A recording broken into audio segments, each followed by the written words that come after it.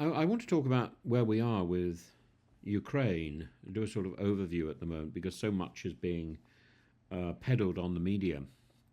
And despite the relentless bombardment of Kyiv and of civilian targets, Russia is increasingly struggling to control this narrative surrounding its failing war in Ukraine. And despite Russian Kremlin-backed trolls attempting to spread disinformation, the facts on the ground tell a quite different story, one of Russian military depletion, battlefield failure, and economic strain. And even Moscow's efforts to manufacture victories are undercut by the harsh reality Russia's position is growing more untenable with each passing month. The Kremlin disputes Ukraine's reported casualty figures, claiming Ukrainian losses are many times higher than Russia's, but this assertion defies logic and available evidence. Zelensky's official figures, and this is interesting, 43,000 Ukrainian dead. It's a huge number. But that versus 198,000 Russian dead. It aligns closely with estimates from Western intelligence. This was likely a strategic disclosure in response to Trump's recent statement that Ukraine had lost 400,000 troops, but by clarifying that the majority were wounded, not dead, Zelensky has tried to control the narrative and highlight Russia's significantly higher losses, and the way that Russia is trying to hide that fact from its own people. The possibility of a policy shift under Trump has added new urgency to the conflict, of course. And Trump implied that Ukraine wants to seek peace, which Zelensky didn't outright deny. Of course it wants peace. But he made it clear that any peace deal must prevent Russia from regrouping for another invasion. A ceasefire is not a peace deal.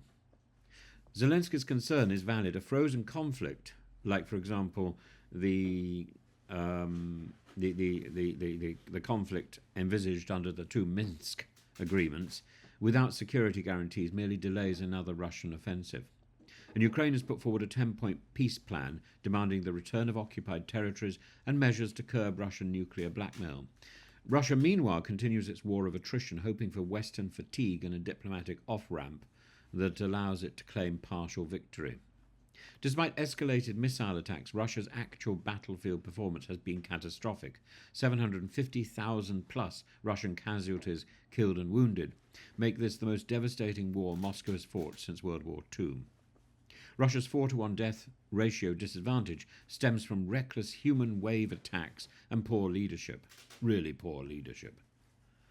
Many experienced Russian officers were lost early in the war, leading to incompetent battlefield decisions often taken from the top, from the Kremlin. And Western intelligence also suggests that Russia has lost 87% of its pre-war ground forces, 2/3 of its tank fleet, many now replaced with Soviet-era relics, and hundreds of aircraft and thousands of artillery pieces, making sustained offensives harder to maintain. Despite sanctions, Russia is scrambling to buy shells from North Korea, drones from Iran, revealing the extent of its logistical problems.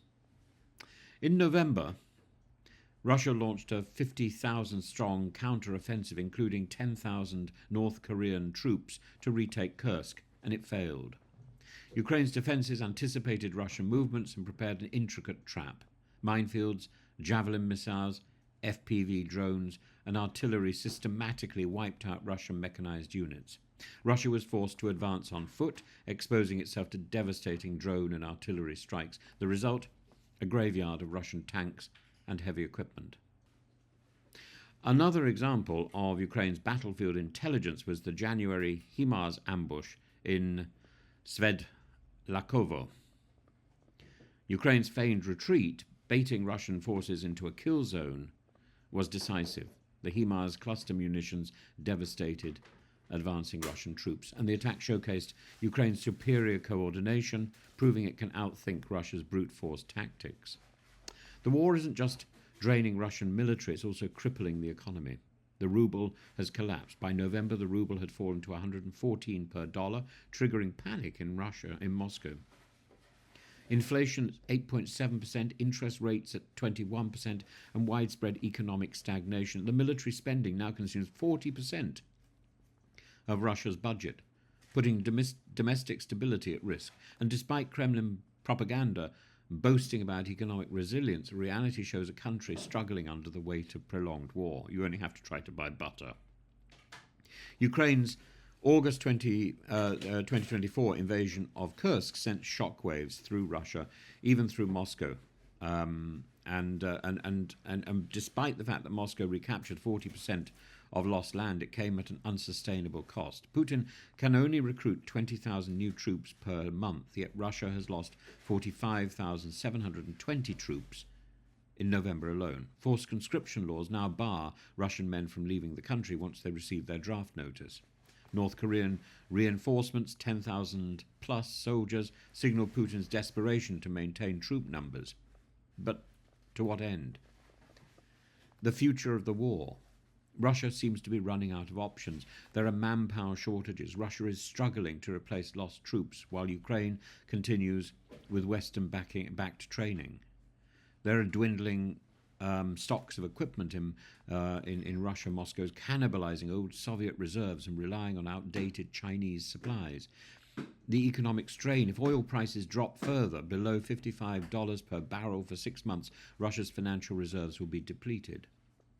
Putin therefore faces an impossible choice: to continue the war and risk internal collapse with economic turmoil, further troop losses and domestic unrest, or to seek a diplomatic exit but risk appearing weak, something his strongman image cannot afford. There is a third alternative, and that depends on the possibility that the Schrodinger's cat-like situation in Putin's fridge turns out that Putin is dead. If Putin is genuinely dead, the Kremlin actually has quite a lot of tricks to play. It can blame this mess on the dead president, and it can find somebody else to shoulder the country as it levers into a new era. Meanwhile, Ukraine's defensive resilience and superior tactics continue to bleed Russian forces, and despite Western hesitation to fully back Ukraine's victory, the Kremlin is rapidly approaching a breaking point.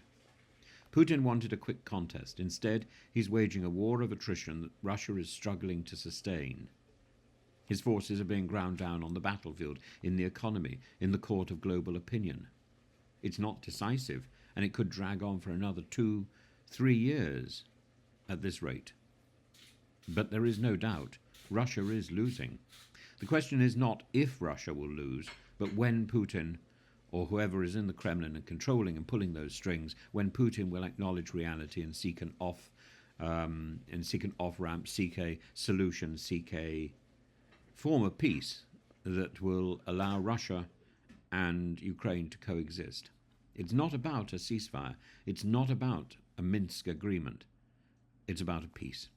And that has to be faced in the Kremlin sooner or later.